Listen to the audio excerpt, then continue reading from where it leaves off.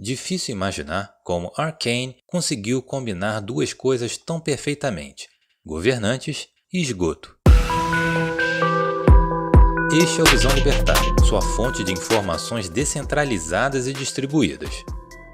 Arcane é uma série animada de fantasia científica baseada em um jogo chamado League of Legends, desenvolvida a partir de uma parceria entre a Netflix e a Riot Games. Atualmente, League of Legends é um dos jogos mais populares do mundo, com cerca de 8 milhões de jogadores online simultaneamente. A Riot Games, que controla o jogo, já vem buscando formas de tornar a sua história mais popular há alguns anos. Dentro de suas ações, pode-se citar a criação de livros, histórias em quadrinhos em parceria com a Marvel, jogos de tabuleiro e pequenas animações. No entanto, a ideia com a criação da série é expandir essa relação com o público a um outro nível. Mesmo que Arcane desenvolva a história de um jogo de nicho muito específico, é notório que o público geral tem adorado os episódios, com a série ultrapassando o Round 6 em 38 países em seu lançamento. Mesmo para aqueles que não conhecem nada desse universo, Arcane aparentemente conseguiu entregar tudo o que uma animação de qualidade deveria ter: bons personagens, história cativante e animações bem feitas.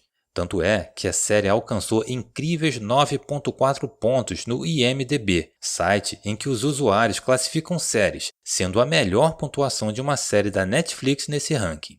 Dessa forma, é válido analisar e destacar os pontos fortes e algumas contradições políticas que podem ser observadas na trama.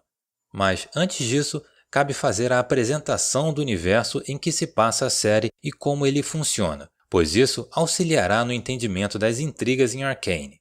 Toda a história de League of Legends se passa em Runeterra, um mundo mágico habitado por diversos povos, o que inclui povos culturalmente mais ferozes, espantosos, traiçoeiros, pacíficos e etc. Há também todo um passado e uma cultura para cada povo, fazendo com que eles sejam únicos em suas características individuais. Além disso, a região em que cada povo mora também é um fator norteador, já que os recursos naturais de cada região são diferentes. No atual momento, Runeterra é dividida em diversas áreas: Freljord, Demacia, Noxus, Shurima, Ixtal, Targon, Piltover e Zaun, Ionia, Águas de Sentina e Ilhas das Sombras, além de algumas outras regiões que não ficam exatamente em Runeterra, mas isso é secundário. Arcane, a série da Netflix, se passa em Piltover e Zaun, uma das regiões citadas. Em suma, Piltover e Zaun são duas cidades-estados que controlam boa parte das rotas de comércio desse universo. O nome das duas sempre é dito em conjunto, pois as duas cidades são construídas exatamente no mesmo lugar. Confuso? Vamos lá! Algum dia, Piltover e Zaun já foram a mesma cidade. No entanto, a desigualdade causada pelos governantes da cidade foram obrigando os mais necessitados a sobreviverem como podiam. Não havia mais espaço e muito menos dinheiro para que eles tivessem suas casas na superfície. Portanto, houve a construção de uma nova cidade no subterrâneo da cidade original. Com isso, a cidade que fica acima da terra é conhecida como Piltover, enquanto a cidade que fica abaixo é chamada de Zaun. Piltover e Zaun possuem características bastante distintas, tanto culturalmente quanto socialmente. Piltover se auto-intitula como a Cidade do Progresso, lar dos inventores de tecnologia visionários e cientistas ricos. Por ficar na margem de um oceano, milhares de navios passam por seus portos todos os dias. Aprofundando-se em Piltover, cabe destacar que eles possuem um governo, mas não há um presidente, e sim um conselho formado pelos mais ricos clãs mercantis. Ou seja, é ali que eles lutam para criar leis aleatórias que os manterão como os mais ricos de Piltover, assim como ocorre em qualquer governo. Apesar disso, os moradores da cidade são empreendedores natos em tecnologia e apoiam o livre comércio acima de tudo, o que dificulta em muito as interferências do governo. Além disso, há uma grande novidade na cidade: a tecnologia Hextech, que são ferramentas que canalizam o poder de cristais raros e mágicos. Guarde o nome, Hextech. Por sua vez, Zaun é uma cidade subterrânea bastante poluída, pois recebe todos os restos de Piltover. No entanto, Zaun também é conhecida por receber cientistas controversos, imprudentes, mas geniais, E devido a isso, a cidade possui um grande número de fábricas que produzem gases tóxicos. Conhecida como o esgoto de Piltover, Zaun também tem um mercado clandestino ativo, longe da lei de Piltover. Com isso, Zaun é controlada por diversas gangues, como facções criminosas paralelas ao governo. Como consequência, suas fábricas não possuem leis, mas estão bem longe de serem fábricas do Ancapistão, pois elas invadem a propriedade de outros indivíduos com seus resíduos tóxicos. Como não há justiça para combater esse tipo de coisa, os moradores de Zaun tiveram que aprender a conviver com uma sensação abrasiva e química na garganta. Ao contrário de Piltover, os Zaunitas desenvolveram uma tecnologia chamada Kimtech, que possui grandes semelhanças com a Hextech, mas é explosiva, tóxica e perigosa. Após essa longa introdução, vamos à série. Cabe ressaltar que ao menos pequenas informações dos episódios da série precisarão ser ditas, e portanto, se você não gosta nem mesmo de spoilers leves, recomendamos que pare o vídeo e volte apenas quando tiver assistido a série. Arcane mostra uma parte da história de alguns personagens jogáveis de League of Legends, que se relacionam totalmente com a história contada anteriormente.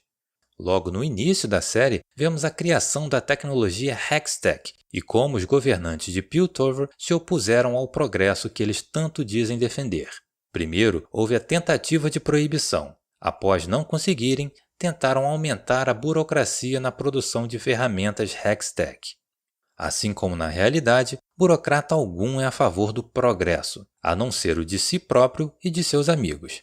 E é óbvio que novas tecnologias sempre atentam contra o status quo. Há um exemplo bastante saturado no meio libertário que serve como exemplificação disso. Imagine uma sociedade em que ainda não há energia elétrica, por isso velas eram uma excelente fonte de luz. No entanto, com a invenção de lâmpadas e o controle da energia elétrica, a posição que as velas possuíam no mercado certamente ficou ameaçada.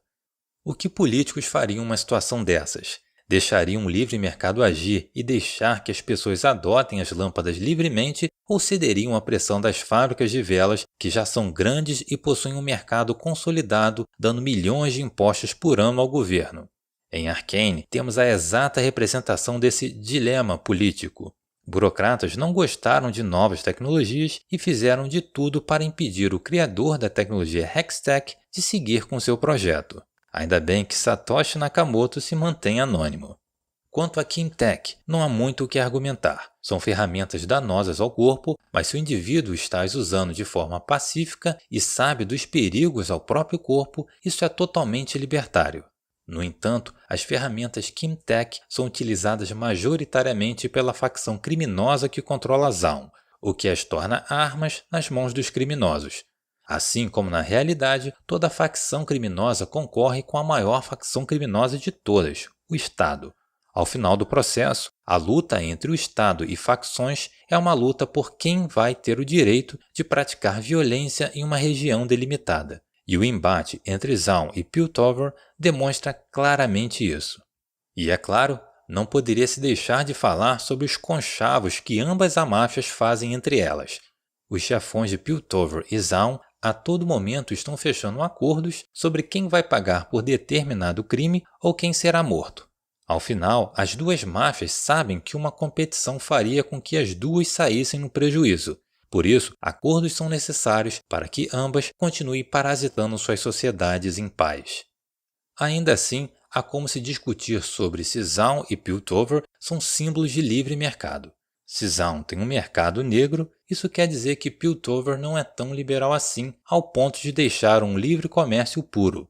Ainda, o discurso progressista em Piltover extrapola os níveis comuns, tanto é que Piltover tem um dia chamado de Dia do Progresso.